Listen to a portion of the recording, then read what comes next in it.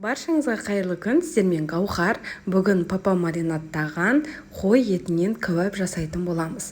Алдымен 1 ас қасық қара бұрышқа, 2 ас қасық тұзды, 1 ас қасық қызыл бұрышымызды салып, осылай жақсылатып араластырамыз.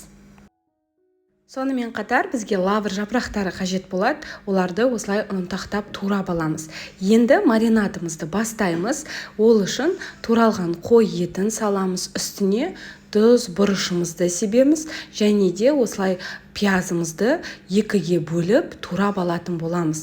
Енді барлығының бірінің үстіне бірін осылай саламыз. Яғни етті саламыз, бұрыш, тұзымызды себеміз, және де пиязымызды салып, бір-бірінің үстіне әдемілетіп жинайтын боламыз.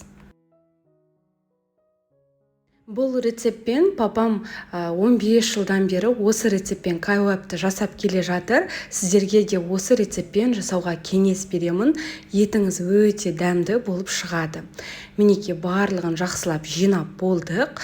Енді ең соңында осылай қалған қойдың қабырғаларын да салсаңыз, сіздің кәуабыңыз кәдімгідей былай айтқанда стейк сияқты болып шығады.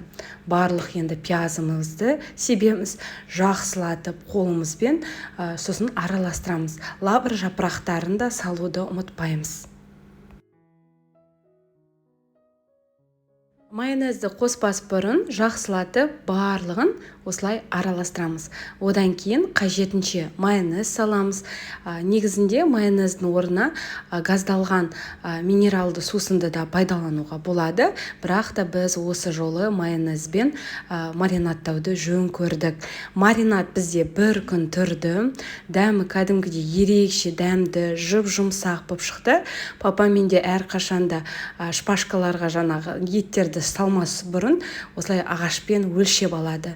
Одан кейін жақсылатып барлығын шампурларымызға етімізді салып, енді қору алатын боламыз. Міндетті түрде достар жасап көріңіздер. Рецепт ұнап жатса лайк басып, менің каналыма тіркелуді ұмытпаймыз. Сіздермен бірге болған Гаухар ас болсын.